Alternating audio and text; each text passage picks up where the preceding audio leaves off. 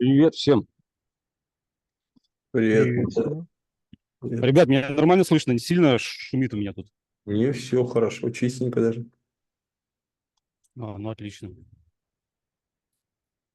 Так, минут 5 подождем, пока все подключаются. Так, кто у нас тут? Людмила, Артем, как у нас с домашними заданиями, что сделали? Включайте микрофон, камеру.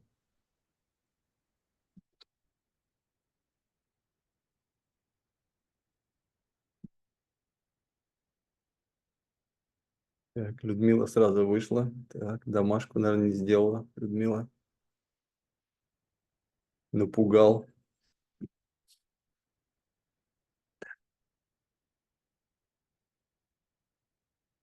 Так, что с презентацией, Саша, сделали? Да, я скидывал один вариант, потом Илья попросил другой. Я Эфи дал задачу, Эфи сделал другой вариант. Два варианта есть. Вообще отлично. Ну, я со своей начну, а там, Илья, может быть, другой захочет. Хорошо, хорошо. Так, Артем написал, домашку не сделал. Ай-яй-яй. Срочно делать. Артем, а понятно, зачем делать домашнее задание? Какой смысл в этом? Или рассказать?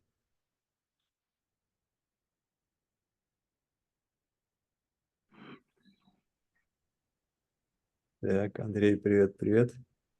Привет, Вот, привет. с камерой. А ты сделал домашнее задание? А я первый день сегодня. Ну тогда ладно. На завтра сделал. Я готовлюсь к следующему форуму. Сейчас очень много собираю информации тут по проекту, хочу на следующем запичить. Огонь. А ты раньше не был на форумах, да? Ты первый раз? Нет, нет, был на то ли на 9, то ли на 10 в Ага, апреле, в апрельском. классно. Ну, тогда делал И до домашнее? этого еще в январе. Да. О. То есть у тебя 100 целей есть, да? 100 целей есть, они пересматриваются у меня периодически, в зависимости от проходит какое-то время, я к ним возвращаюсь, и я такой, так, а вот, не знаю, остров мне зачем? Это- И, это и круто. поехали там переписывать. А можешь назвать свои первые три? Ты ранжировал цели, да? Убирал 90, 10 оставлял? Да-да-да. У меня сохранено, правда, 30 в общем списке. Ну ты первые три главные можешь назвать? Не секрет? Не секрет, конечно. Остров свой. Алло. Где? Э, А где? Какой размер? Какая цена? ага, цена полтинник. Я даже знаю, где в Карибском заливе полтинник стоит. 50 чего? Миллионов долларов? 50 тысяч долларов. Они очень недорогие, как выяснилось. Еще, подожди, а там ближайшее что? Какой там населенный пункт? Ты откуда туда Как же добираться?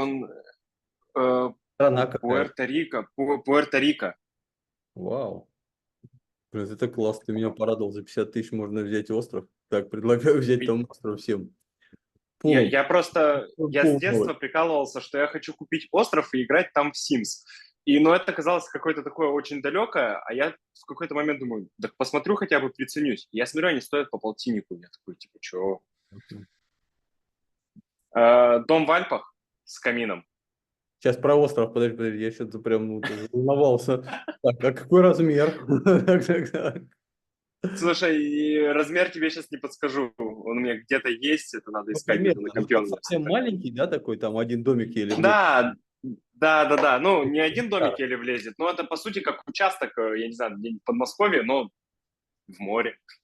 Блин, не, ну это классно, классно. Ну, это А, просто сам факт очень прикольный. Типа, у меня остров не, очень, свой. очень, очень, да, да, это прям сильный ход.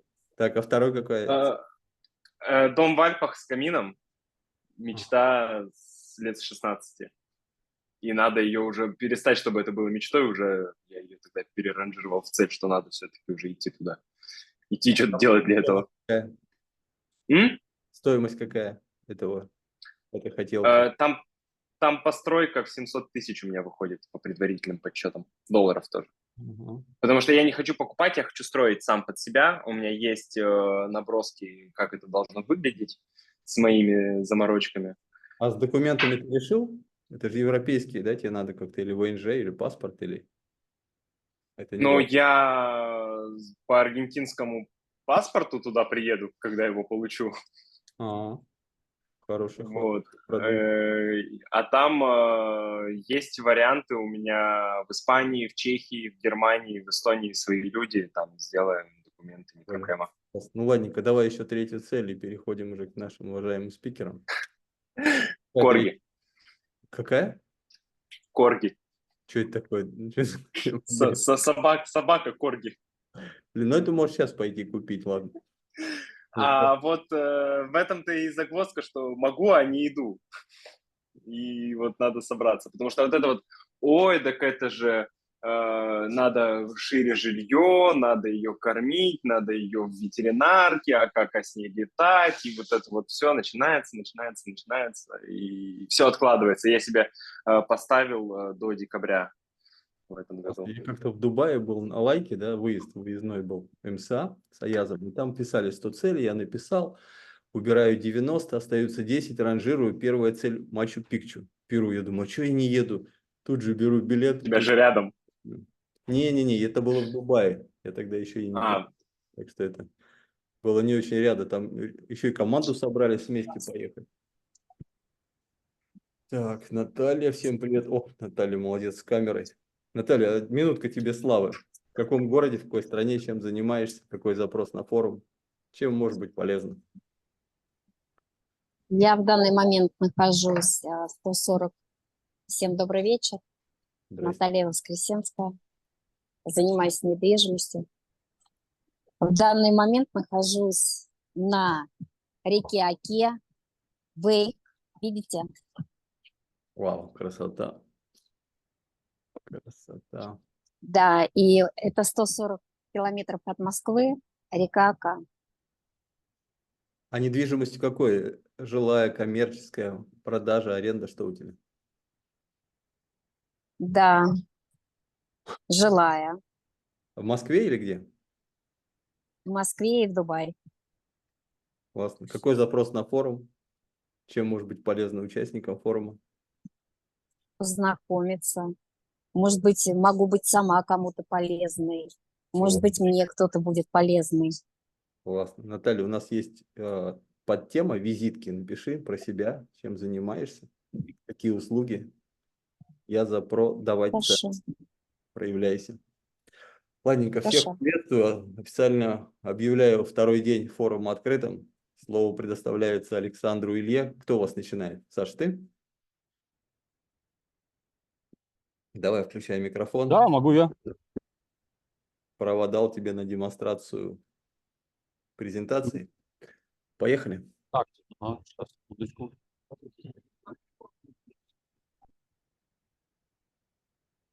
Всё.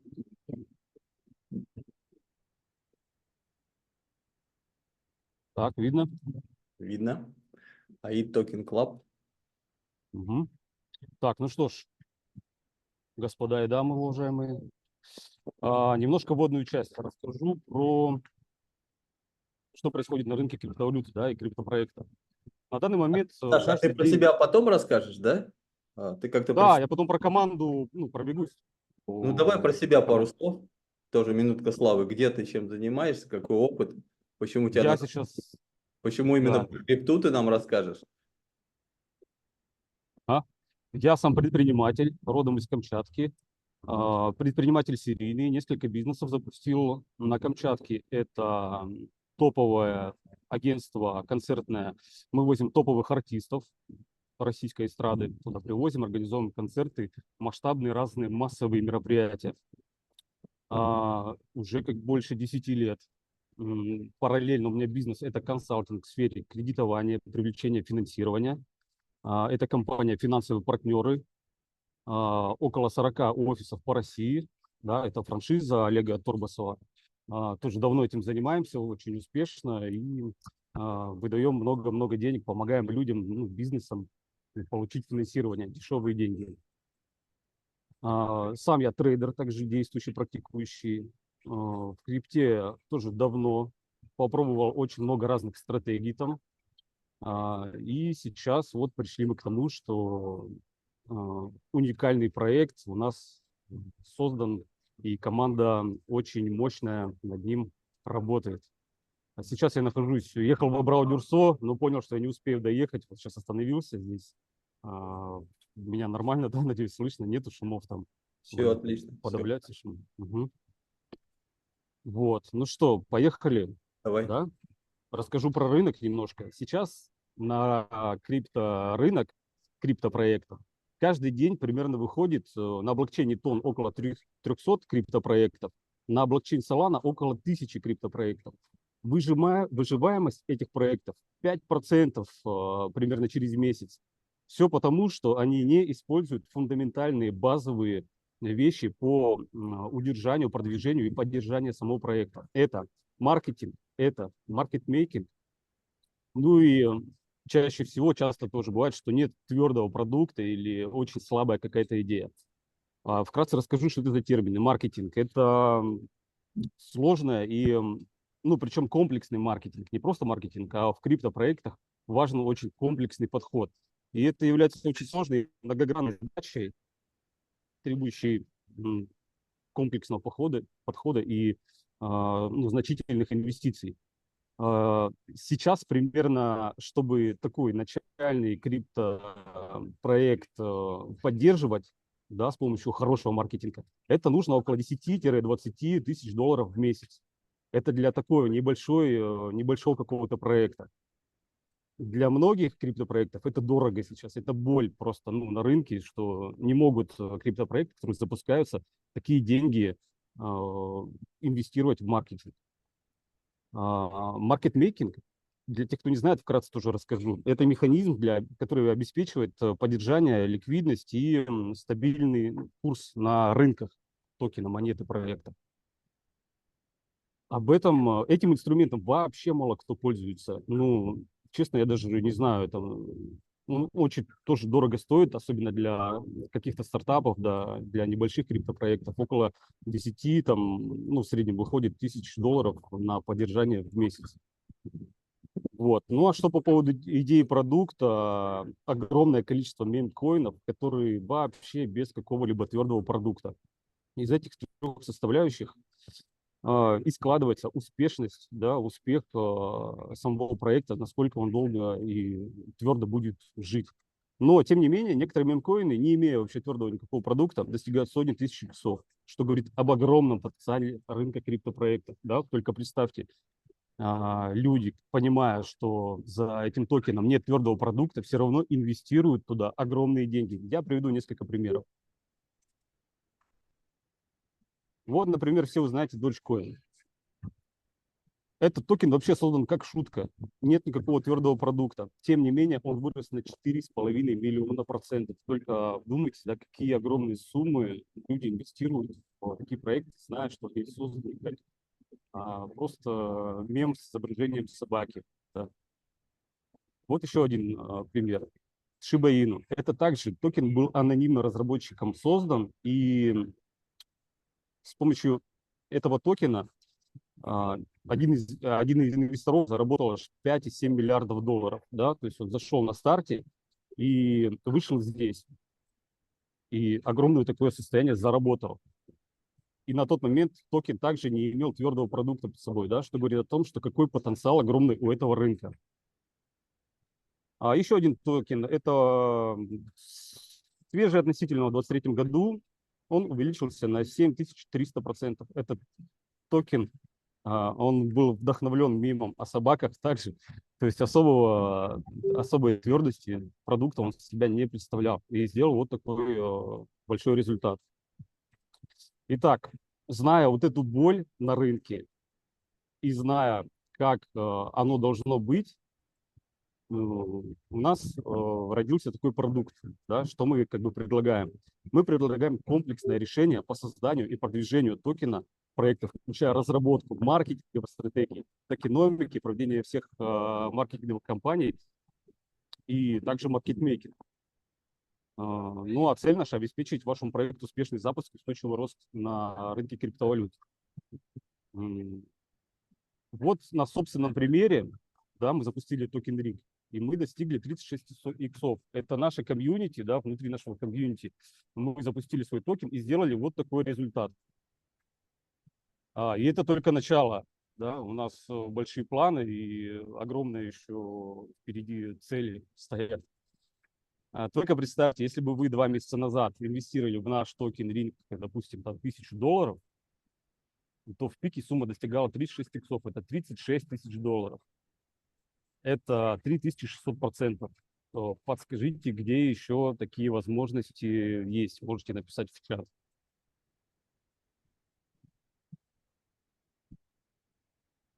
Ну и скажите, пожалуйста, такой вопрос тоже интересный. Сколько бы вы заплатили за возможность зайти в самом начале вот такой вот ракеты, да, так сказать, если с какую бы вы сумму могли бы инвестировать, да, ну просто заплатить, чтобы найти на таком в самом начале.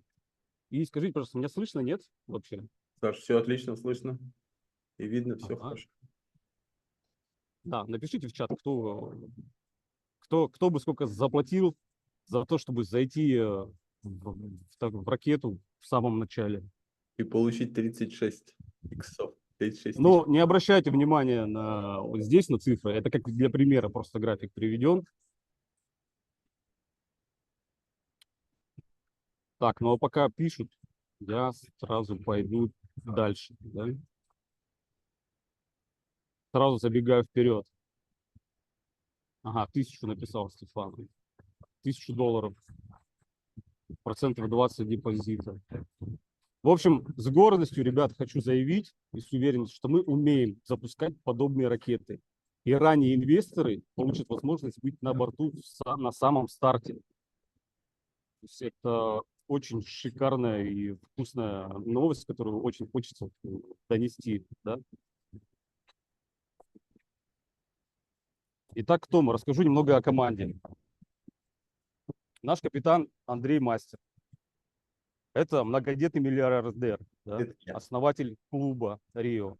Это человек, который умеет менять пространство, да? Человек, который создал такой клуб с таким потенциалом, с такой концентрацией возможностей, что как бы смело могу заявить, что Андрей это умеет менять пространство. Наш капитан. Илья Кузьмин. Это визионер, это наш двигатель, это наш стратег, серийный предприниматель. Сейчас у Ильи несколько действующих бизнесов. Ну и вообще Илья — это наш криптогуру. Илья также проводит в рамках клуба криптоканал, да, и обучает нас криптоосновам тоже. Огромный опыт и компетенции в криптоиндустрии. Ну и вообще в целом в предпринимательстве. Станислав Новокшонов. Это у нас менеджер международных проектов. Станислав занимается у нас международными рынками. Он также является серийным предпринимателем. Бизнес-спикер, аналитик, международный инвестор. Александр Щербина – это я. Я выступаю в роли организатора в данном проекте. Про себя я немножко рассказал в начале. Сегодня, кстати, у меня день творения. Можете огоньков накидать в чат. Вау, поздравляю. Классно. Вау, с днем рождения, Александр. Огонь. Спасибо, спасибо. Так, на вопрос чуть позже отвечу. Ольга Пирс, это у нас комьюнити-менеджер. Помимо того, что она у нас комьюнити-менеджер, она очень активная, позитивная, также является криптоинвестором. Ну и еще много других регалий. Она коуч, нумеролог, мотиватор, трансформационный ментор. Валентина Ушакова. Валентина Ушакова у нас также является международной личностью. Она владеет 5 языками и помогает нам выстраивать партнерские отношения на международном уровне. Эффи Леонхард. Это наш самый классный дизайнер. Тоже не просто дизайнер, а международный дизайнер, потому что она спикером, участником всероссийских международных форумов. Максим Татарчук, наш технический специалист. Максим специалист также является у нас в инвестиционных технологиях. включая криптовалюты. Ну, также у нас Максим, специалист по применениям решений на базе искусственного интеллекта. Ну и так добавили сюда к нашим сотрудникам это искусственный интеллект. Мы его везде применяем, начиная с маркетинга и в маркетмейкинге, и в дизайне. То есть это наш незаменимый работник, сотрудник. То есть мы, как компания технологичная, следуем всем новшествам, технологиям и держимся только последних новинок и разработок. И так, это далеко не все сотрудники, это лишь часть здесь привел. Также у нас есть и технические специалисты по программированию, и программисты, много кто еще. Поэтому здесь лишь часть привел. Так, Андрей, подскажи, на этом, может быть, Илья перехватит или мне продолжать? Ну, вы же сами договариваетесь там. Вы же сами решайте. Илья, как тебе? Ага. Саш, прям ты вообще огонь, красавец, жгешь. Продолжай, я слушаю, я получаю удовольствие от того, что ты говоришь. Прям с днем рождения тебя, кстати. Да, спасибо. Счастья, добра, радости. Класс. Продолжай, Спасибо, пожалуйста. спасибо. Я тогда в технику пойду. Когда наступит пора, и поотвечаю на Ага. вопросы. Хорошо. Так, на своем опыте, да, на создании своего токена RIG и зная всю внутреннюю кухню, да, понабивав шишек, мы знаем, как оно должно быть. Нашей командой мощнейшей, которая, да, вот у нас есть, мы провели огромную работу уже по тому, как должен быть устроен маркет, ну, сам маркетинг, в принципе, как он должен быть устроен именно комплексно, комплексный подход, и как гарантированно запустить монету так, у нас есть инструменты такие, чтобы не вваливать миллионы долларов и чтобы выйти в топ.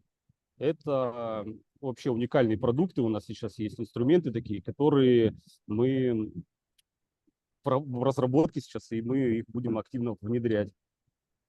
Что касается маркетмейкинга, огромная тоже проведена работа, и с программистами сейчас ведутся ну, уже технические такие работы на некоторых этапах. Маркетмейкинг у нас будет собственный. Ну, об этом поподробнее расскажет Илья. То есть мы включили в эти три составляющие маркетинг, маркетмейкинг, и идея, и сам продукт, собственные уникальные разработки, которые выводят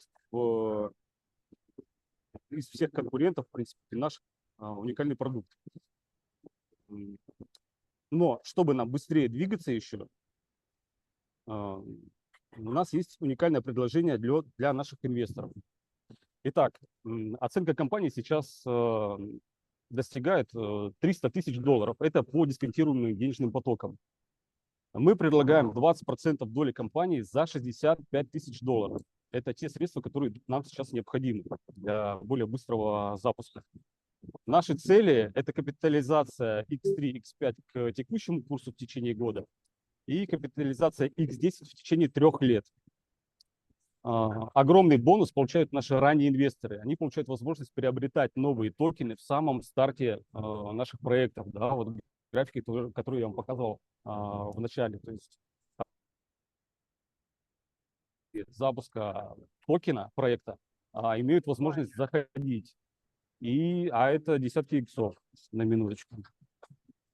Минимальная сумма входа 10 тысяч долларов на срок от 1 года. Ну а после компания готова выкупить долю инвестора обратно с доходностью 20% годовых в валюте.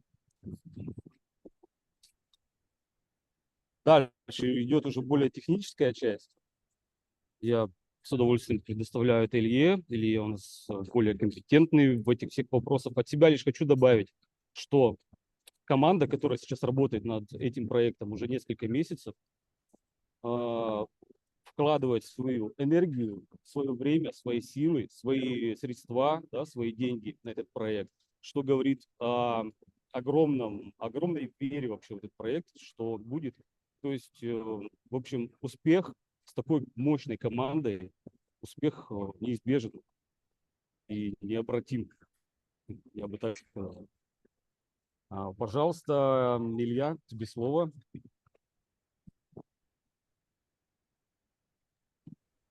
Ребят, всем привет.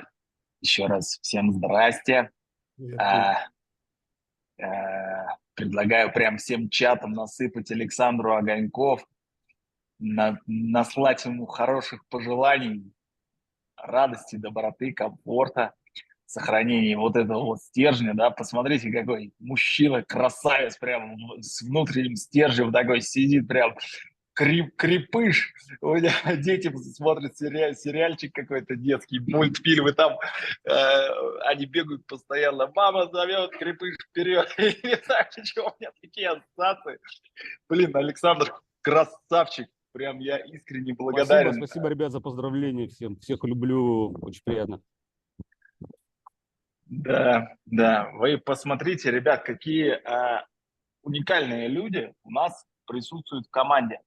А уникальность команды заключается в том, прежде всего, как Александр отметил, в том, что мы обладаем компетенциями абсолютно в разных отраслях.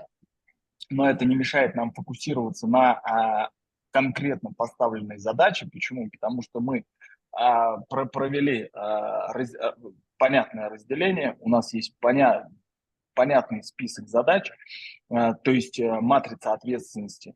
У нас есть понимание того, как это применять на практике. Я не буду... Саша, ты можешь, пожалуйста, включить презентацию? Я по твоей презентации пойду тогда дальше, вниз. Я не буду занимать у вас много времени, формально, возможно, 10-15 минут, для того, чтобы рассказать про какие-то технические составляющие, про то, что с чем едят, поотвечать на вопросы и, возможно, так, давай на то место, где ты остановился.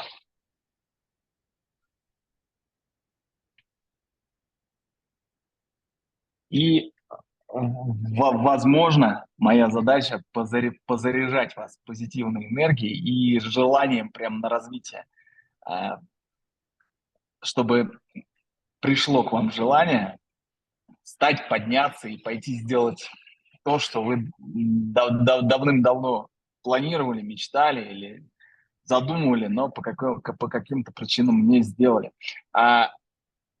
Итак, говоря про то, чем будет заниматься компания и чем она уже сейчас занимается, мы приходим к тому, что очень важно совмещать точные науки с неточными. Ну, это я так в шутку называю. Мы совмещаем математику, математический подход.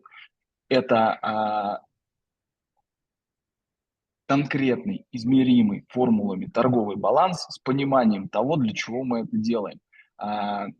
Прежде всего, это удержание спреда.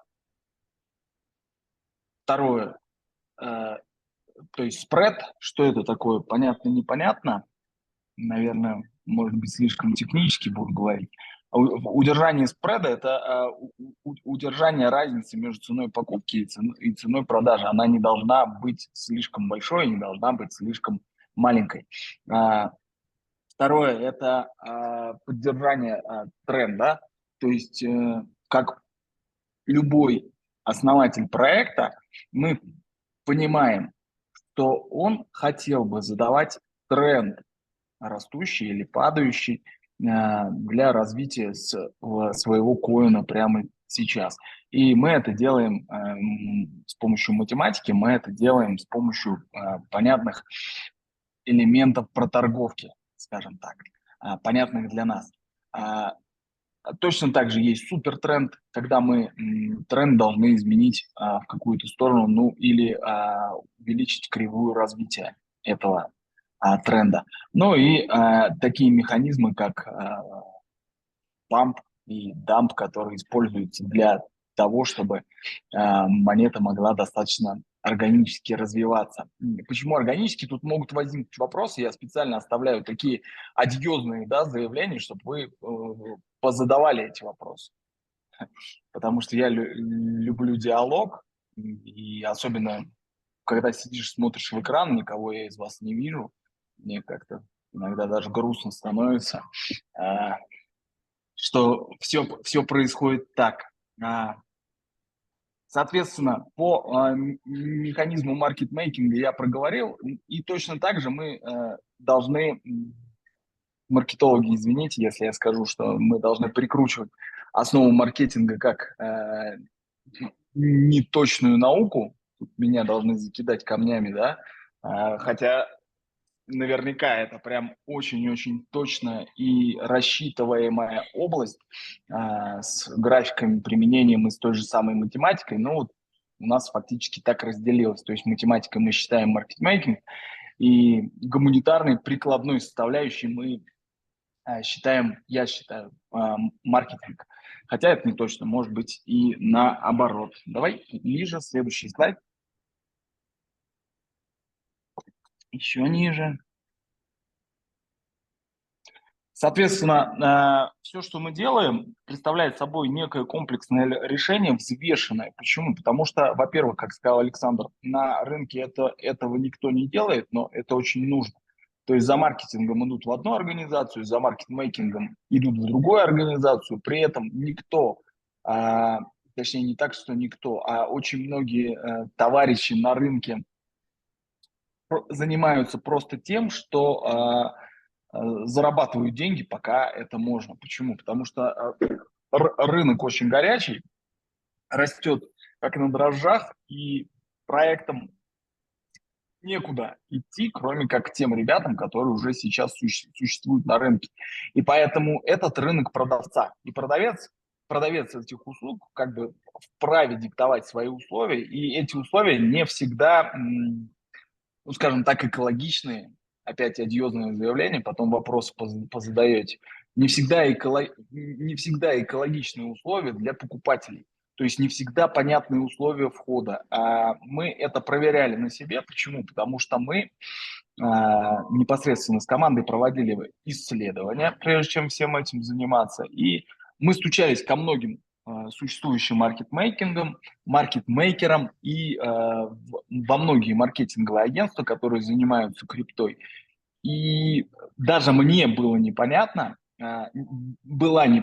та планка результата, которую эти ребята рисуют. Начинаешь задавать вопросы: ребят, вот мы сейчас вкладываем 40 тысяч долларов, а что мы получаем на выходе? А какой будет прирост ликвидности? Какой будет прирост ФДВ?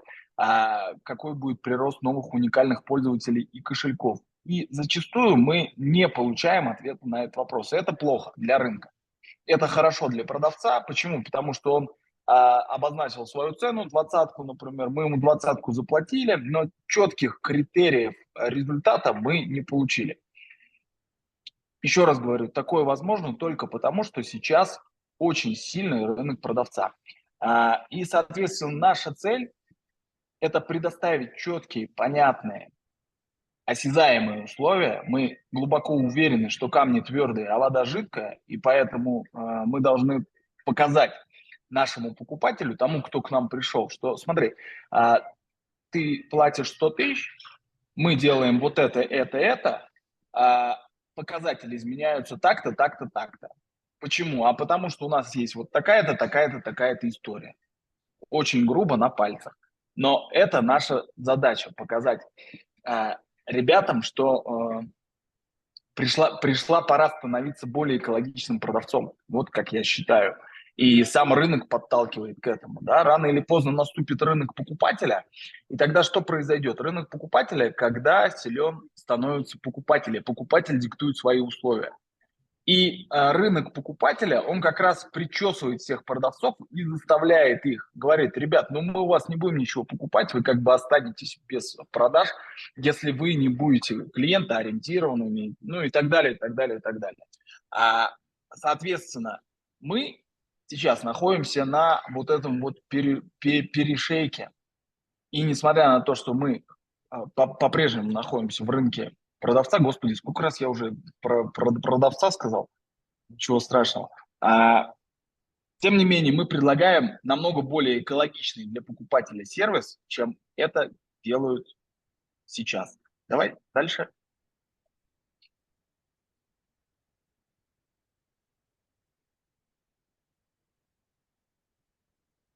естественно, сам по себе маркетмейкинг – это всего лишь один из инструментов. Мы никуда не можем продвинуться с проектом, пока мы не понимаем суть проекта, пока мы не понимаем, к чему можно прикрутить ваш криптоактив и нужен ли он вам вообще. Потому что вот это вот модное слово мне, например, не нравится, что тенденция, все, кому ни попади, увидели, что есть хайп, например, на АИ, да, или на РВА, и пытаются вкрутить название АИ в свой продукт. Они думают, что мы сейчас вкрутим АИ и как бы вместе со всеми будем расти. Знаете, как старая шутка. В России все, что закручивается ключом меньше, чем на 12, называется нанотехнологиями. Эту шутку в свое время я получал грант как молодой инновационный ученый. И вот такая шутка еще в 2007 году была распространена, как раз тогда была мода на инновации, на нанотехнологии. И вот тогда мы так активно шутили. Соответственно, я категорически против этого бездумного использования вот этих вот непонятных нарративов для того, чтобы создать себе пиар. Потому что сам по себе пиар – это хорошо, но если у тебя продукт говно, извините, пожалуйста, за выражение, да, то тебе никакой пиар не поможет. Если, грубо говоря, ты продаешь кофе и насыпаешь... у тебя вместо... Я очень извиняюсь, у меня просто наболело, как бы одна из моих тем. И если у тебя вместо кофе какая-то ссанина, я прям вот, если уши режет, ничего страшного. Если ты продаешь какую-то ссанину, как ты свой аппарат, как ты свою кофейню не разукрась, ничего не произойдет, чуда не будет. Чудо строится прежде всего на качественном применении, на утилити и на комьюнити. В том числе комьюнити очень важная составляющая любого проекта. А комьюнити будет интересно в разных случаях. Когда-то важно и в самом деле придумывать для токена некую утилитарность. Когда-то вообще не важно придумывать утилитарность, и важно просто дать крутую идею. Вот как Александр приводил пример про собак. Сейчас одна из собак Доги умерла, да, наверняка вы все знаете. И, появилась другая собака, и ей уже сделали еще один мемкоин, и он уже успел вырасти. И этот мемкоин успел вырасти, сделать огромное количество иксов. А что такое иксы? Тут тоже важно внимательно посмотреть. Иксы – это вера, то есть стоимость монеты, стоимость любой акции, стоимость любого проекта – это всего лишь вера комьюнити в то, что этот проект растет, развивается и не деградирует. Скажем так, в крипте важно, чтобы люди смотрят за тем, как развивается проект, например, смотрят на GitHub, появляются ли какие-то новые разработки в команде, насколько социально значимый этот проект оценивают это по упоминаниям в различных социальных сетях. И над этим, над всем важно работать. И когда приходит к нам проект, мы делаем аудит команды, мы делаем аудит того, чего они хотят, мы разговариваем и должны разговаривать, да, с ребятами, чего они хотят сами, а сами они заинтересованы в монете. Если они хотят, например, раскачать курс монеты и сделать раг-пул, то есть, обкэшиться об людей, с такими ребятами мы работать не будем. Почему? Это видно прежде всего по курсу нашей собственной монеты, по искренней вере тех людей, которые пришли к нам. Они верят, что это продукт долгоиграющий, и никто, мы знаем самые крупные кошельки в глаза, это наши, скажем так, известные, уважаемые люди, и никто, ни один из них не вытаскивает эту монету на начальном этапе. Это важно. То есть это дает сигнал обществу о том, что, ребят, мы настроены серьезно, мы работаем серьезно, мы делаем какой-то серьезный продукт, и при этом мы не собираемся об вас обкэшиваться. То есть мы хотим расти и развиваться вместе с вами. Так, звонит кто-то, извиняюсь. Я перезвоню.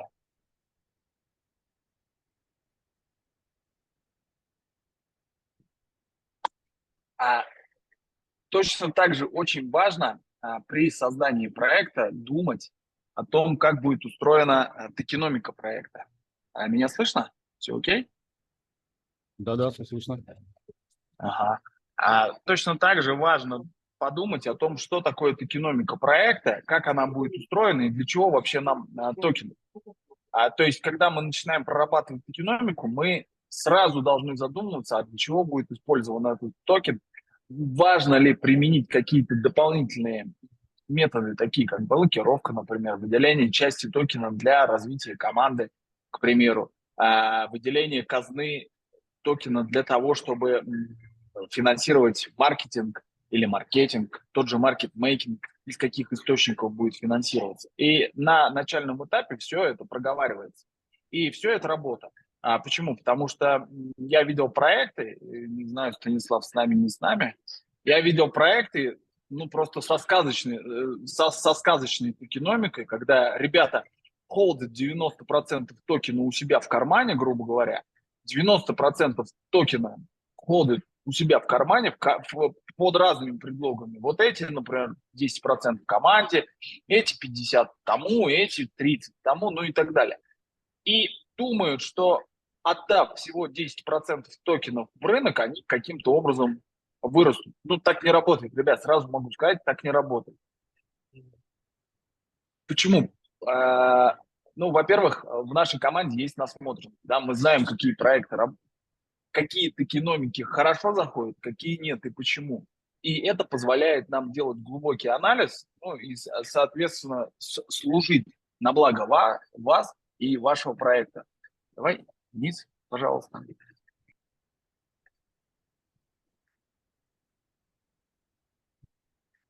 Да, там были очень важные фразы про начальный маркетинг и социальную инженерию. Мы, если рассуждать про такие проекты, как Доги, например, Шибу, Ину, мы видим, как начальный маркетинг переливается в социальную инженерию. То есть команда сделала какие-то действия, предприняла какие-то действия для того, чтобы вот это вот посаженное семечко выросло в дерево, которое называется социальной инженерией. И дереву как таковому, да, если зернушку нужна забота, ну, чаще всего нужна забота, и как бы нужны особые условия для того, чтобы вырасти и начать развиваться, то дерево намного более автономно. И когда мы переходим из этапа начального маркетинга в социальную инженерию, мы можем создавать дополнительные условия для нашего дерева, извините, я буду метафорично говорить, да, для нашего дерева криптопроекта, ну, фактически как растят, например, бонсай, создавая определенные условия для того, чтобы поддерживать это дерево на этапе роста. В разделы начального маркетинга и социальной инженерии входит очень много разных понятий, которые, как Александр сказал, важно применять одновременно. Это и социальные сети, это размещение статей, видеоконтента, это и Twitter, и Discord, это и тот же GitHub, куда полезно выкладывать свои разработки. Да? Почему? Потому что очень многие в рынке крипты технари, и им тоже важно смотреть, да, что там команда делает, какой они код написали, что у них происходит, как они делают обвязку, какие у них смарт-контракты. Ну и точно так же очень важно проводить на постоянной основе так называемые AMA-сессии. AMA – это Ask Me Anything, то есть спроси меня, что хочешь. Это когда кто-то из команды проекта на постоянной основе выходит на связь с комьюнити. Это делается для того, чтобы комьюнити сплочалось, да, то есть оно как бы считает себя причастным, оно задает вопросы, оно говорит о том, что можем внести какие-то изменения. Ну и другой уже вопрос, основатели команды прислушиваются к этому или нет, но это важно. Как одна из составляющих начального маркетинга. Идем ниже, пожалуйста.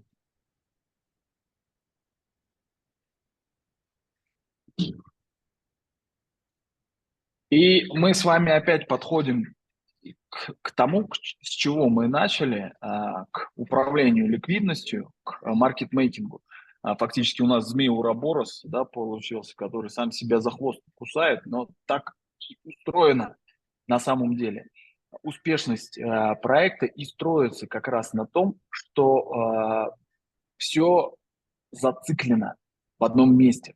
И ответственность не ложится в разные места, да, то есть не надо звонить там Сереже, который занимается, я извиняюсь, если попал в чье-то имя, давайте Питера возьмем, у нас вроде англоязычных здесь нет. Не надо звонить Питеру и говорить: эй, Питер, что за фигня, у нас нет никакого прироста, ты плохо делаешь рекламу. Или не нужно звонить там Мартину и говорить: эй, Мартин, что за фигня, у нас очень низкий объем торгов, а это говорит сообществу о том, что проектом мало кто заинтересован, и люди начинают отваливаться, люди начинают продавать. То есть важно понимать, что каждое действие, как эффект бабочки, имеет свои последствия. И здесь, к примеру, что вы и что любые другие инвестора могут видеть, если, например, происходит совершенно небольшой уровень торговли монетой или активом проекта. Но люди начинают делать вывод, что всего скорее такой проект не интересен обществу. Это, скажем так, внизу пирамиды. Люди, которые повыше, начинают копать, начинают смотреть ончейн активности, начинают смотреть кошельки китов. И на основании полученной информации пытаются сделать вывод, да, почему. Но все равно низкая активность, низкая торговая активность, она очень сильно напрягает знающих людей, да и не знающих тоже. Соответственно, маркетмейкинг – это прежде всего управление ликвидностью, рыночными операциями и создание проторговки. Если открыть централизованные или децентрализованные биржи, то очень быстро можно обнаружить проекты, где работает маркетмейкер и где не работает маркетмейкер. И эти проекты, они прям ранжируются дексами 100%. Те проекты, где не идет работа маркетмейкера или где эту работу не выполняет сообщество, да, то есть тут важно сделать дисклеймер, что маркетмейкер – это не какой-то там вот злой дядя, да, который имеет какие-то злонамерения, он управляет рынком, он управляет ценой и так далее, бла-бла-бла. На самом деле все так да наоборот. Маркетмейкер – это добрый дядя, который позволяет держать спред на цену в определенных рамках. Это добрый дядя, который позволяет не создавать вот эти вот большие провалы или взлеты при незначительных суммах ордеров.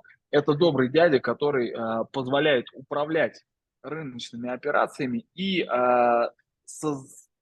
удовлетворять ваши покупки или продажи в данный момент времени.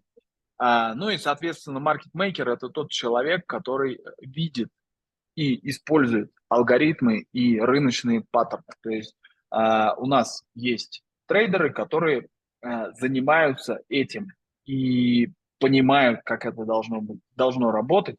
Ну и, соответственно, с проектом мы фактически вырисовываем те модели, которые хотят видеть наши клиенты.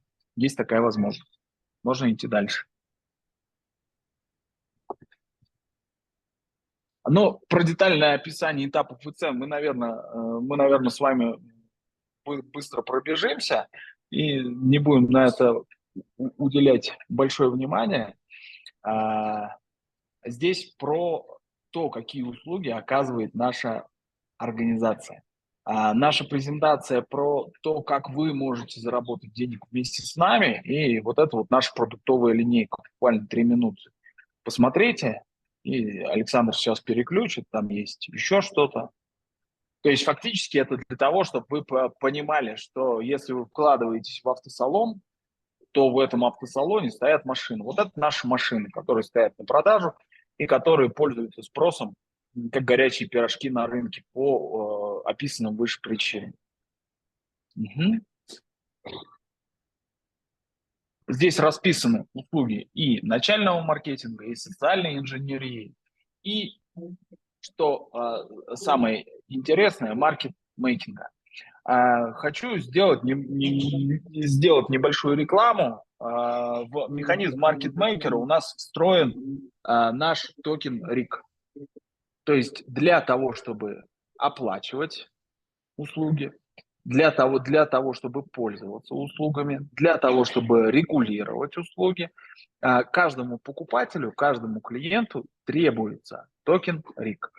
А это означает что? Это означает, что как только мы начнем работать в полную силу, спрос на токен будет постоянно обеспечен покупками новых покупателей. Это раз. Более того, токен RIC по white paper после каждой операции будет в процентном соотношении сжигаться, что тоже понятно, да, то есть чем больше у нас продаж у нашей компании, тем быстрее мы сжигаем токен RIC, соответственно, тем меньше его становится, соответственно, тем больше должен быть спрос, ну и отсюда выводы о цене делайте сами. Я ни в коем случае не хочу, чтобы вы воспринимали это как рекламу, что надо сейчас бросить все и бежать покупать токен RIC, да, или там вкладываться в нашу компанию. Я всего лишь показываю вам, как это может работать на рынке и что мы можем сделать, и насколько мы профессионалы в том, что мы делаем. Еще раз говорю, в качестве дисклеймера, ни в коем случае мой спич не предназначен для того, чтобы вы сейчас все закрыли и пошли искать, где купить RIC и как вложиться в нашу компанию. Тут решение принимает каждый сам по себе. В завершении я хочу поблагодарить вас за внимание, которое вы уделили. Вышло немножко больше времени, чем я обещал. Обещал 15 минут, вышло почти 22 минуты. Но я считаю, что время было проведено с пользой. Я хочу предоставить вам микрофон или чат, с удовольствием поотвечать на ваши вопросы. Ну или, может быть, порассуждать, подискутировать. Не зря закидывал в свой спич как минимум 3 таких одиозных утверждения, можем поговорить о них. Спасибо за внимание, задавайте вопросы.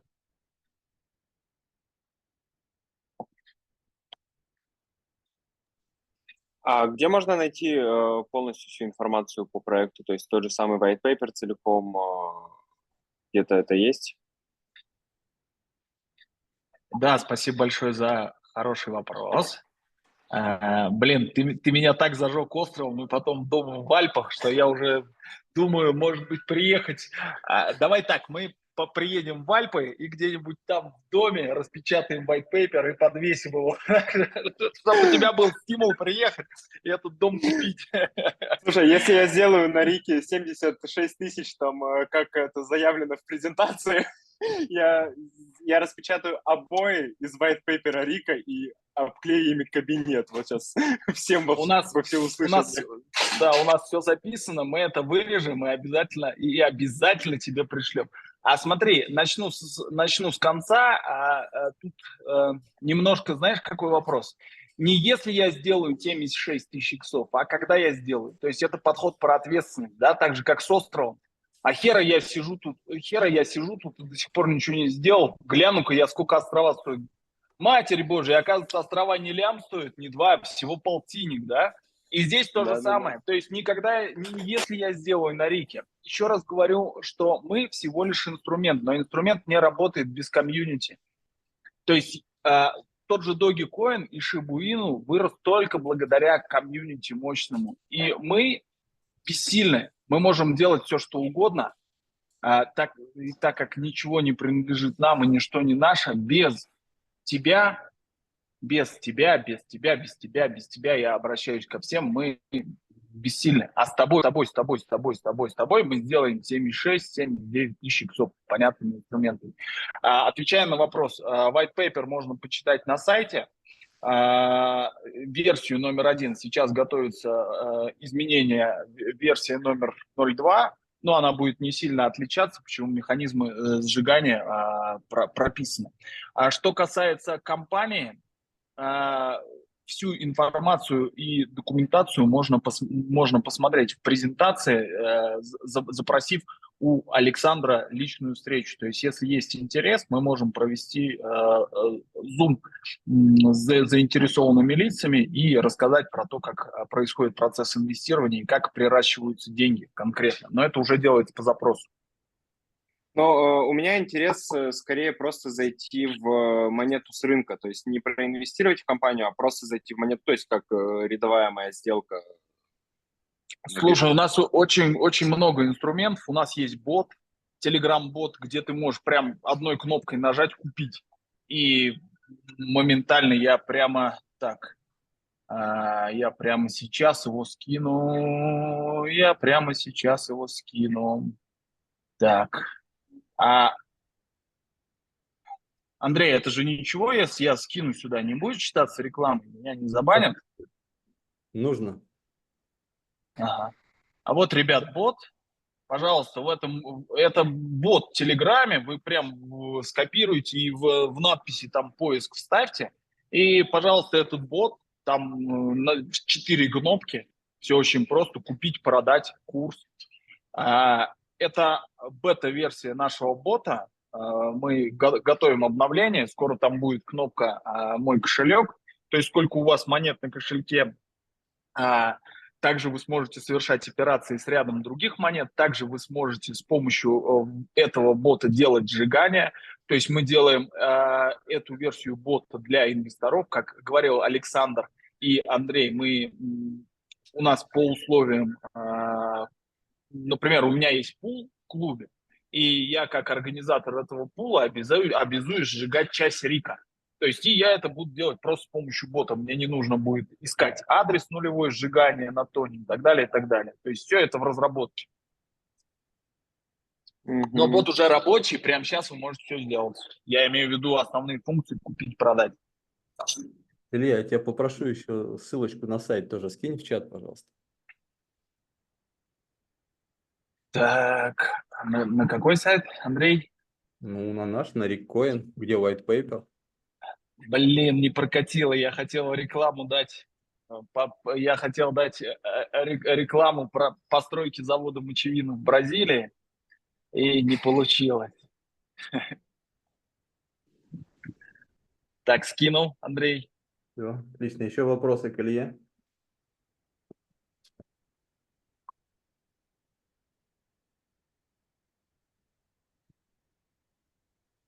Андрей, есть еще вопросы? Да, вот пока смотрю график, чуть-чуть, что он нам тут нарисовал. Мне интересно было, как понедельник пережили, японский, который был. Японский понедельник, да. Ребят, смелее задавайте вопросы. Почему? Потому что это же ваша жизнь, и вы сюда зачем-то пришли, и вопросы есть всегда. Можно даже самые тупые вопросы задать, или самые неожиданные, или, может быть, такие вопросы, которые вы... Так, Стас, То есть это ваше есть пространство. вопрос. Вижу, у Стаса есть вопрос. Давай, Стас. Да, привет, друзья. Ты сказал, Илья, самые вопросы, у меня камера включается. Думал, блин, выключить камеру. Да, у меня очень интересный вопрос, ну вот для меня, да, вы, ребята, только делаете, допустим, как компанию, холдинги, вы будете, как я понимаю, ну, развивать другие проекты на криптовалюте, правильно я понимаю? С помощью своей команды. Да, все верно, все верно. То есть что мы сейчас делаем? Мы решили потренироваться на кошках. И на кошках мы тренируемся сами на себе, что я считаю очень честно. Да? То есть мы не попросили там дядю Васю, давай, мы тебе все сделаем и будем на тебе тренировать. Мы тренируемся сами на себе, проходим все этапы. Мы применяем эмпирический метод, научный, да, мы все фиксируем, мы фиксируем изменения стоимостей, мы фиксируем прирост кошельков, мы фиксируем влияние тех или иных методов на курс. И все это мы будем транслировать для наших уважаемых покупателей, для тех, кто готов с нами сотрудничать в рынке. Мгм. Вы можете создать любую криптовалюту допустим, в любой сфере. Наших компетенций хватит на то, чтобы создать любой токен. То есть если заказчик, например, против технологии мемкоинов, и он хочет какой-то конкретный токен под конкретные утилити, допустим, ему нужен утилитарный токен под какие-то его задачи, под смарт-контракты, под создание DAO, еще подо что-то. У нас хватит компетенций и опыта это проделать. Супер. Сейчас я если есть 2 минуты, в принципе, обрисую картину. У меня есть комьюнити. Примерно я насобирал за 3 года 5000 артистов в разных каналах. Это Facebook, Instagram, Telegram и так далее. То есть я занимаюсь сферой шоу-бизнеса, и мне нужно облегчить ситуацию, потому что заказчик один платит в юанях, второй платит в долларах, третий в евро, четвертый в рублях, пятый в Арабских Эмиратах. Мне это нужно облегчить, то есть транзакцию. Я имею в виду, чтобы все были заказчики, артисты, допустим, да, вместе они проходили вот эту вот, как сказать, линию. То есть и везде было прозрачно, потому что многих кидают. И вот у меня возникла идея вот что-то такое наподобие сделать. Вот можно ли к вам обратиться и что-то такое придумать интересное? Вот команда на такое, ну, вообще как бы можно протестировать с вами? Да, конечно, тут сразу целый веер решений напрашивается. Важно просто садиться вместе и делать продуктовый брейншторм, да, это то, с чего мы начинаем. Мы сделаем продуктовый брейншторм, и на основании вот этих вот базовых идей будем отталкиваться. Можно применять стейблкоин и делать внутренний токен для комьюнити. Для чего? Потому что каждый раз, когда происходит покупка или продажа, можно свой токен сжигать, например, увеличивая его стоимость. Можно использовать свой токен в перерасчете на USDT как средство покупки-продажи. Можно встраивать это, например, уже в существующий понятный бот, да, вот как с Риком. То есть мы туда просто встраиваем кнопки, например, оплатить услугу, заказать артистов, купить костюмы. Но это очень все утрировано, потому что важно вникать и разбираться. И если есть составляющие комьюнити, если есть уже люди, которые в это во все верят, видят, следят, следуют, то из этого можно сделать неплохую инвестиционную историю, в том числе для людей, которые находятся за. Принял. Благодарю. Благодарю. Важно постучаться, например, к Александру и Или к Илье. назначить встречу, да, или к Илье. Хорошо. Принял. Благодарю. Благодарю вас. Спасибо большое за вопрос.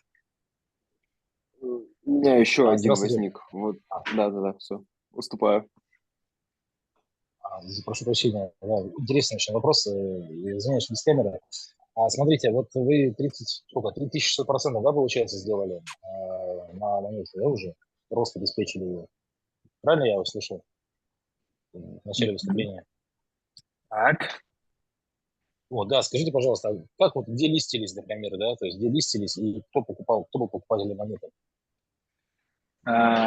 Очень хороший вопрос, спасибо большое. Мы листились, и сейчас мы представлены на площадке DDAS. Мы используем блокчейн Тона. Покупатели это наша комьюнити и люди, которые увидели работу нашего сообщества.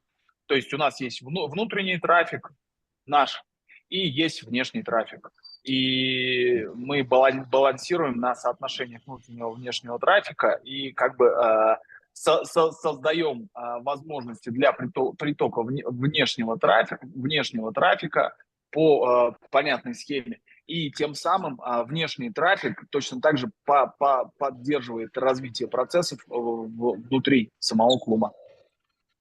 Ага, понял. А еще тогда сразу вопрос. Какая капитализация сейчас?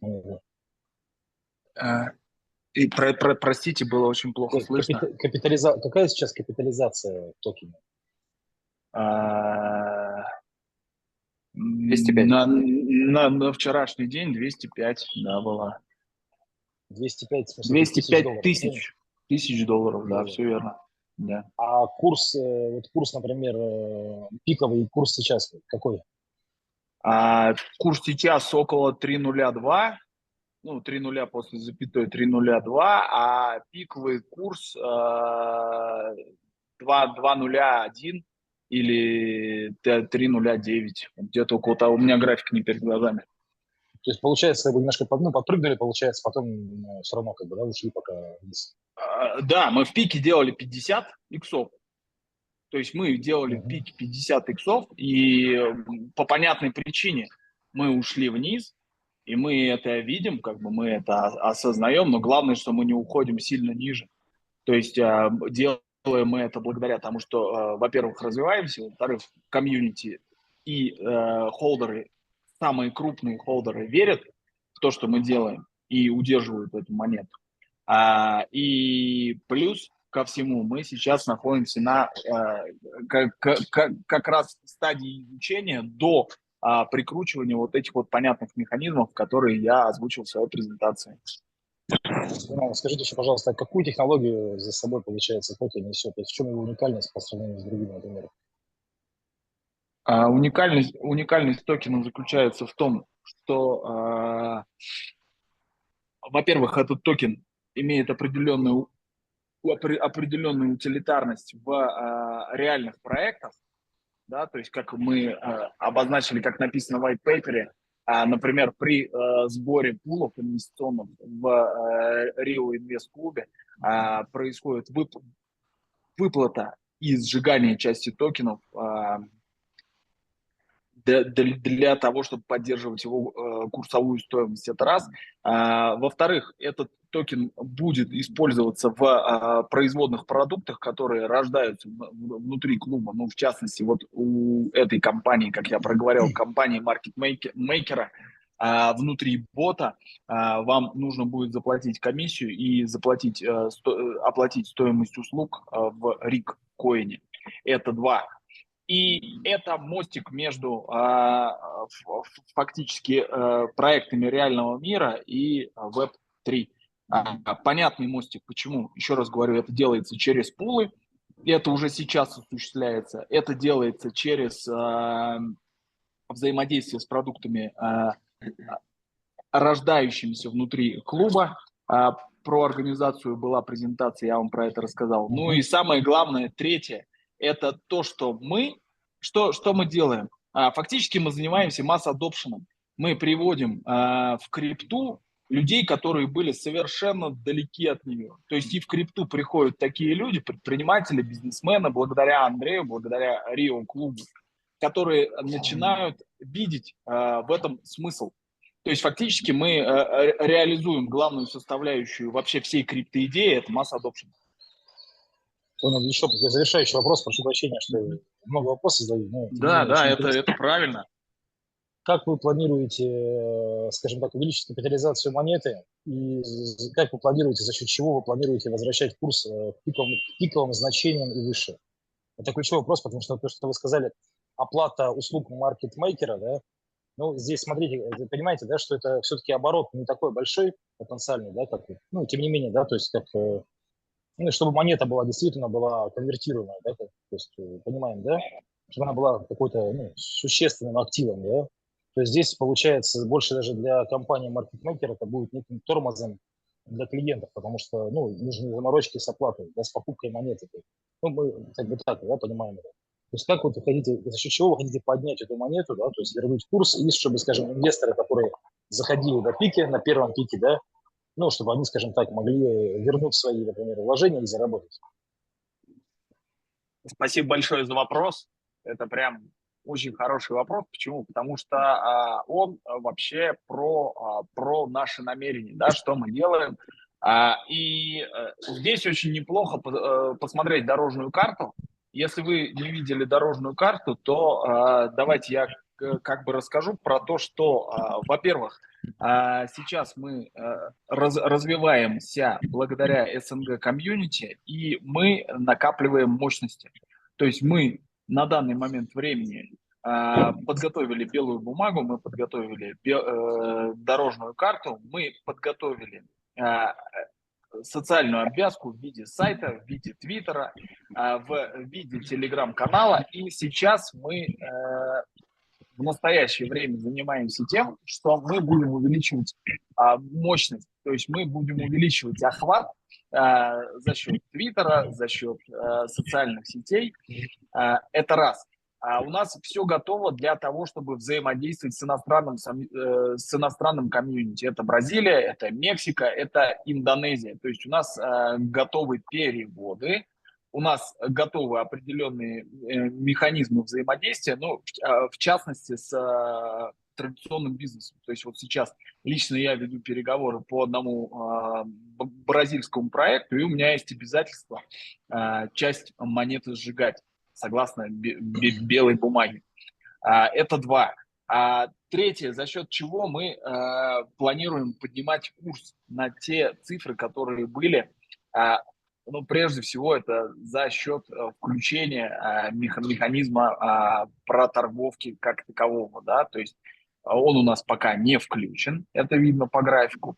И мы в ближайшее время, начиная с окончания августа и где-то с сентября его включаем и начинаем работать на полную мощность, привлекая трейдеров, привлекая комьюнити людей, которые занимаются покупкой и продажей непосредственно в торговлю нашим токеном.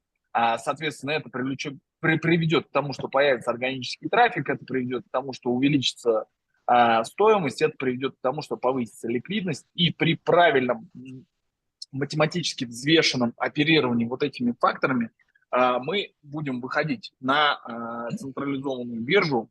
Но изначально у нас был план реализовать это к сентябрю, но немножко мы задержались.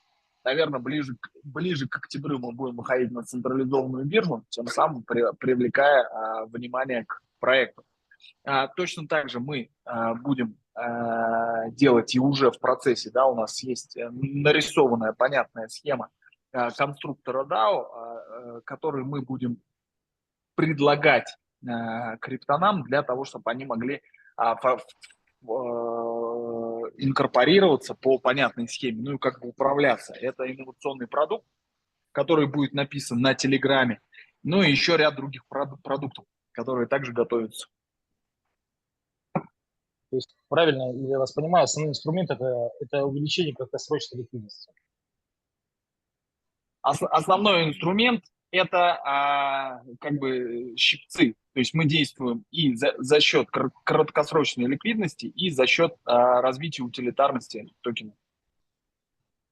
Окей, понял вас. Спасибо. Ну, желаю удачи и развития вашему проекту. Спасибо огромное за ответы. Спасибо большое за вопросы, да. Добро пожаловать. Да, у меня все-таки еще возникают. Вопрос первый такой, то есть пока органика еще не выставлена на поток, то есть трейдеры не бегут за рекоином, его ликвидность обеспечивается, по сути, работоспособностью бизнеса, маркетмейкинга, тех услуг, которые вы предоставляете. То есть, и, насколько я понял из начала презентации, ключевой параметр ваш – это закрытие все под ключ и ценник ниже, чем на рынке. И у меня сразу рисуется такая ситуация, что приходят ребята какие-то, пока риккоин еще там после запятой, пока там 3 0 существует, и они закрывают полностью производственные мощности ваши. Соответственно, то есть вы там обеспечены работой на полгода, там, год. Соответственно, на полгода-год ликвидность не появляется из этого источника. Объемы торгов падают, народ не хочет торговать риккоином. Что делаем в этом случае? А здесь важно разделять мухи с котлетами. Риккоин – это риккоин, риккоин – это один проект, а компания, про которую мы говорим, это другой проект. И они, несмотря на то, что находятся где-то рядом и представляют собой один единый архитектурный ансамбль, у каждого проекта есть свой управляющий, своя команда и свои собственные элементы, скажем так, хозрасчетной деятельности. Да? А риккоин риккоином, то есть, ребята, окей, риккоин, вы вольны покупать, продавать, задумываться об его инвестиционной привлекательности. Компания, которая была представлена, это компания, которая была представлена. У нее есть четкие, понятные механизмы получения рыночных денег из рынка, из Web2, назовем так, денег, да, фиатных денег, которые благодаря белой бумаге риккоина и благодаря их все-таки взаимодействию позволяют что делать? Позволяют сжигать определенное количество рика и использовать этот рик в качестве инструмента. Но, тем не менее, рик остается риком. И если говорить про элементы, про схему, то рик фактически это клиент вот этой вот компании. Несмотря на то, что это проекты, грубо говоря, наши, но рик это клиент вот этой вот компании. То есть сейчас рик как монета, команда рик должна проплатить деньги в нашу компанию для того, чтобы мы запустили алгоритмы маркетмейкинга и алгоритмы маркетинга и социальной инженерии. Вот так, наверное, более понятно, да? Но получается, что компания, которая Web2, как мы ее назвали, она в фундаменте монеты находится.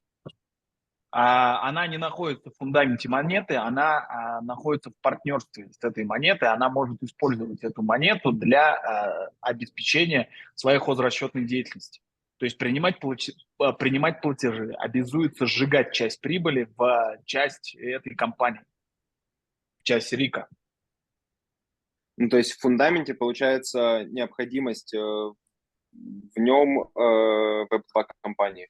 Типа, я пытаюсь понять, что если что-то происходит с компанией, что дальше происходит с риком? Ну, то есть компания, допустим, закрыла производственные мощности, рик не используется для ее расчетов.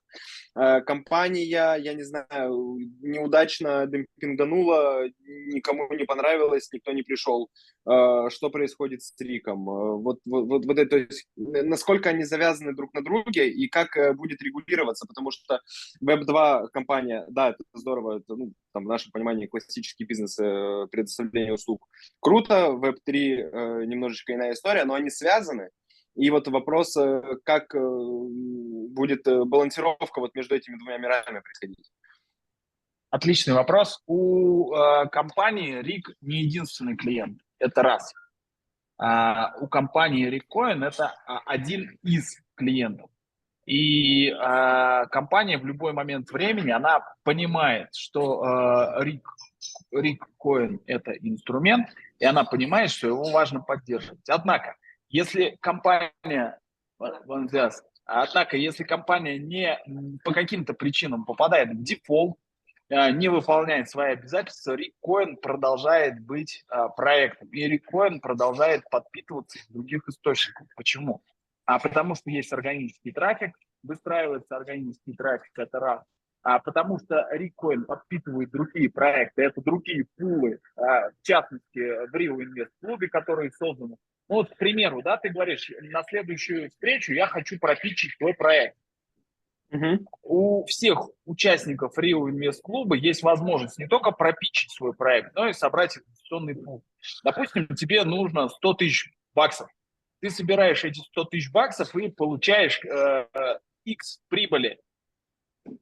X прибыли, неважно, там, в месяц, в год, там, в десятилетие. Но с этого X прибыли по условиям участия ты обязуешься сжечь часть прибыли, сжечь в рике. То есть ты зарабатываешь деньги себе, ты зарабатываешь деньги инвестору, но ты должен посчитать такую математику, чтобы из этих денег вытащить, допустим, маленький X денег и перевести его в рик, и этот рик сжечь. То есть, заходя как бы в инвестиционный клуб, ты подписываешься на игру выиграл. То есть клуб дает тебе ресурсы, например, ты выигрываешь, ты делаешь инвестиционную прибыль для тех людей, которые пришли к тебе в пул, они выигрывают, вы совместно удерживаете часть доли в рике и сжигаете его, тем самым подбрасываете рик вверх. Рик выиграл. И инвестора, которые находятся слева, справа, сзади, которые как бы не участвуют во внутренней кухне сейчас, они видят все это дело. Почему? Потому что мы берем этот информационный повод, мы говорим, наконец-то был куплен остров там в Карибском бассейне, тра-та-та-та-та. Благодаря этому там сожглось X рика. То есть это информационный повод. К нам приходит комьюнити, оно верит в тебя, оно верит в нас, оно видит, что мы выполняем свои обязательства, да? И вот таким образом это работает. И ты не один. То есть задача инвестиционного клуба создавать пулы, помогать людям зарабатывать. То есть, видишь, это попытка выстроить некий архитектурный ансамбль вокруг одной идеи. Это возможность участия в инвестиционных пулах мелкими, средними, крупными чеками, но по принципу доверия. То есть почему люди, например, могут выстраивать пул? То есть они тебя видят не первый раз, не второй раз, не третий раз. Они знают, ага, ты тут в клубе. То есть появляется некий инструмент, который называется доверие. Это самое важное, да, доверие и внимание. И благодаря этому доверию и вниманию у тебя появляется возможность, ну и, соответственно, в благодарность ты обеспечиваешь в том числе курс монеты. То есть это второй инструмент. То есть помимо компании, которая есть, или, предположим, ты для своего проекта создаешь токен. Ты приходишь к нам в компанию и говоришь, ребят, я посмотрел, вы вроде понимаете, что делаете, покажите мне результаты. Посмотрел на результат не только на курс, да, который виден на графике, но посмотрел на прирост кошельков, посмотрел на маркетинговую активность, посмотрел, как это друг на друга влияет, посмотрел на то, что произошло, когда мы включили маркетмейкера, сказал, блин, мне это нравится. Я хочу для своего проекта вырастить монету, например, для своего комьюнити, дать им заработать или использовать монету в виде акции, например, своего проекта. То есть ты можешь свой проект собрать деньги через токенизацию, к примеру. Да, через смарт-контракт, я об этом думаю как раз. Да, опять же по понятной схеме. Все, мы с тобой делаем обвязку, мы тебе говорим, например, давай мы дадим тебе прямо сейчас 15 тысяч аккаунтов Твиттера. Ты говоришь, а нафига? Мы говорим, а мы, каждый из аккаунтов Твиттера будет ссылаться на твой проект, он будет взаимодействовать с людьми, которые гарантированно находятся в криптополе. Почему? Потому что такие люди являются твоей целевой аудиторией, к примеру, да? И он будет, и все эти 15 тысяч аккаунтов будут тегать таких людей из нашей базы. Ты говоришь, о, прикольно. И мы говорим, и вот это приведет к тому, что, например, курс твоей монеты в пике вырастет на столько-то, а если ты прикрутишь маркетмейкера, то еще к этому добавится еще вот столько. А если ты добавишь сюда честное обещание, что, ребят, я сейчас собираю деньги для своего стартапа, то есть вы, например, год ждете, мы сейчас курс монеты поднимаем, я от вас обкэшиваюсь, грубо говоря, беру эти деньги для того, чтобы купить себе остров, ну, а там, извините, я ушел. То есть ты обкэшиваешь деньги, делаешь прибыль, обязуешься сам влить эти деньги обратно, поднимаешь курс монеты. И здесь ты используешь наш рик как инструмент. Почему? Потому что мы предложим тебе, скажем, вот тебе 15 тысяч аккаунтов нужно, пожалуйста, стоимость такая, часть ты платишь в рике. Из этой части мы сжигаем столько-то. Окей? И этим самым мы тоже накачиваем и поддерживаем курс. И завершающий вопрос по компании вот Web2. То есть если комиссии в рике, оплата услуг в рике, вы заявляете цену, если вы заявляете ее условно там в какой-то фиатной валюте, там возьмем доллар за пример, и потом типа это стоит там, не знаю, 1 000 000 риков сегодняшний день, то там через год это будет стоить уже 1000 риков, и тогда падает объем торговли риком. Что делать с этим? А если вы просто указываете в риках стоимость изначально, и человек потом переводит в доллары, потому что, ну, так удобнее, то вы в какой-то момент перестаете быть привлекательными для клиента, потому что цена рика растет, соответственно, ваш ценник за услуги тоже растет органически в зависимости от графика, и в какой-то момент вы переваливаетесь через рынок, и уже как бы над ним, и у вас уже начинают сравнивать по цене, и, соответственно, падает приход людей и так далее, приход клиентов. То есть вот этот механизм тоже, он как-то продуман, как-то обдуман. Да, конечно, здесь есть несколько способов решения. Я не буду. То есть приходи к нам в компанию за ценой, мы тебе все оценим, выставим ценник. Я тебе скажу, как это можно решить. Да? То есть можно решить через конвертацию, и это делается очень просто. Делаешь простейшую функцию в боте, и он тебе моментально пишет, сколько надо заплатить риков, чтобы получить цену в USDT. Ты пишешь цену, как помнишь, в России были у ИШТа условные единицы, в 91 году вместо рублей были УЕ или какие-то. То есть мы это делаем намеренно. Раз. Это первый механизм. Второе, это ты должен холдить определенное количество риков. То есть, если ты, например, собираешь пул, или если ты хочешь воспользоваться определенными услугами, ты должен быть холдером рика. Это 2. И сумма, она точно так же варьируется. И для тебя это просто. То есть, например, если ты собираешь пул, ты не можешь собрать пул без того, чтобы сказать, ребят, я холдер, пожалуйста, вот у меня монета на кошельке, это все проверяется. И это второй механизм. И вот смесь вот этих вот механизмов позволяет нам прийти к достаточно понятной схеме. Конечно, это чуть-чуть сложнее, чем просто заплатить USDT, например, да? Да, вот я поэтому и спрашиваю, что тут уже начинаются маневры, которые нужно регулировать, и важно, чтобы вы понимали, что их необходимо будет регулировать. Вот я скорее спрашивал, чтобы убедиться, что вы знаете про то, что они будут. Эти маневры регулируются математикой, да, точнее, одной формулой регулируются эти маневры, которые, ну, так же, как с биткоином, я могу сейчас посчитать код биткоина карандашом и на бумаге, зная как, да, там ничего сложного нет. То есть я могу сейчас посчитать следующий блок. Ну, понятно, что не сейчас. Понятно, что это займет там длинное количество времени, но тем не менее я могу это сделать. Поэтому если я знаю формулу, и если я знаю, как, ну, грубо говоря, не срезая углы, встроить эту формулу в оплату, чтобы для тебя был бесшовный переход, как для клиента, и для меня, как для продавца, был такой же бесшовный переход, удобный, легкий, простой. Ну, пример, ты приехал в Индонезию, у тебя рублевая карта Тинькофф.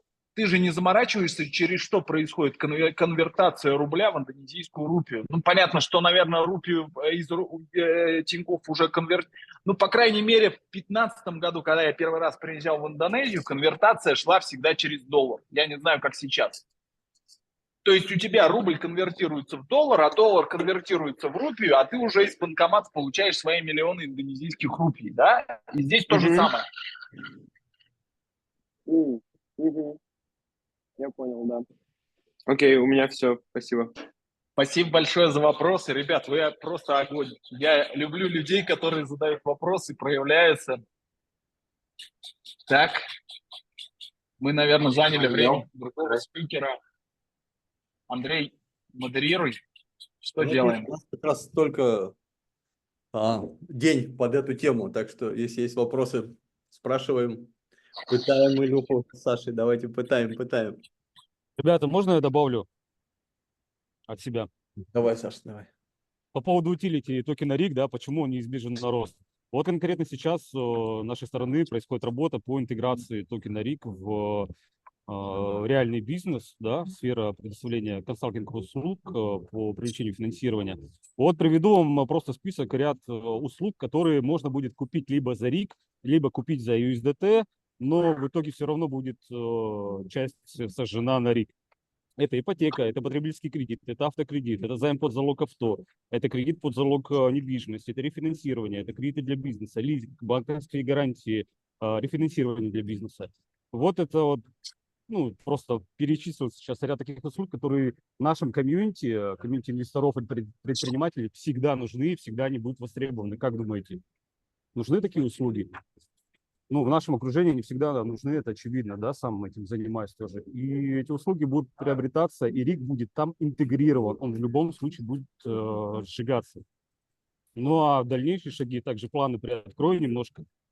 У нас очень много предпринимателей, и им как воздух нужны различные автоматизации, которые мы также можем предоставлять. Например, такие как создание телеграм-ботов, да, со встроенным чатом GPT, автоматизация e-mail ответов, создание стратегии бренда, создание рекламных постов, создание контента, да, не нужно самому сидеть. Ну вот вы, наверное, там, каждый второй предприниматель сидите, ну, там, выдумываете контент, высасываете с пальца. Ну, бывает такое, да, что нужно там сидеть, думать, что же там делать. Это все можно автоматизировать. И все вот эти автоматизации мы также предоставляем. Они сейчас очень востребованы, очень актуальны. И в них тоже будет интегрирован токен RIC. Он просто неизбежен на рост. Ну так, приоткрыл просто немножко планов ближайших. Вот, это ко всем вопросам, да, почему вот спрашивали, почему будет расти курс и так далее. Вот, от себя добавил. Скажите, пожалуйста, интересно вот сейчас стало, а как вы будете сделку оформлять, допустим, по продаже услуг и там, допустим, налоги платить, ну, просто, да, для понимания, или там учитывать эти доходы, например? Просто интересно, как сейчас эта история построена вообще, если идет расчет в криптовалютах. Да, спасибо за вопрос. Напомните, как вас зовут? Меня Сергей зовут. Ага. Сергей, ну, во-первых, сейчас вот в реальном бизнесе у нас такие сделки проходят за наличку вообще. И они, ну, честно вот так скажу, приоткрою, часть трафика такого проходит мимо налогообложения. Во-вторых, так как мы внутри клуба будем предоставлять такие услуги, это будет дешевле для всех, в том числе и для компании, которая будет как раз обходить этот момент налоговый. Не, Ну, ну мы же ну а здесь, здесь же не вопрос-то в том, что вы же будете на широкий рынок выходить, правильно? Не только внутри клуба, допустим, да? да, Клуб хоть и большой, но тем не менее, то есть мы все равно ограничен, да, определенным да, количеством да, участников. да, А да, вот это как здесь раз как третье я хотел будете сказать. работа с юрлицами, допустим, с физлицами по России, к примеру. Вот как вы эту ситуацию будете решать, именно чтобы не выйти, скажем так, не совсем далеко, ну, не уйти в нелегальное поле, скажем, да? Ну, сами Да, да, понимаете, да, потому да, да. что Да. Я, государство вниманием не уделит да, здесь. Сергей, вы все правильно говорите, я просто не договорил. Третий момент, это есть рычаги, которые легально, официально могут упразднить всю эту систему, над которой мы также будем работать. Ну, Например, можете привести рычаги, потому что этот вопрос очень актуален. Мне вот самому возникает вопрос, а как на практике решается, непонятно на самом деле.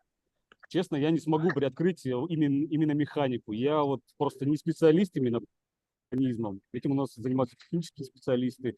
Может быть, Илья что-то здесь подскажет, как более компетентный именно в таких моментах. Честно, вот не скажу, ну, не буду врать. Ну, понял, на самом деле вопрос актуален, если даже потом в чат клуба кто-то из ваших, например, вы или кто-то из ваших партнеров напишет, как реализуется именно вот эта механика, да, именно с точки зрения закона, чтобы она не противоречила законодательству, будет очень полезно, я думаю, что всем участникам клуба, потому что это открывает, ну, определенные возможности не только в этой сфере, но и в других. Да, Сергей, вы можете постучаться мне в личку, просто задать вопрос, там, ну или что-то там, привет, там, и я вам отпишу чуть попозже. А можете ваши контакты, да, ваш контакт прислать, чтобы не в Zoom Да, сейчас переписываться, напишу. а использовать WhatsApp или Telegram? Сейчас В телегу чате скину, прям кстати. Ага. я сохраню, спасибо. Спасибо огромное.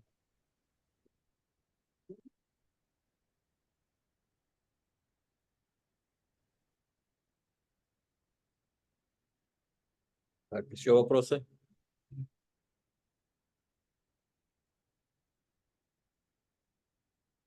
Так, вопросов, похоже, нет.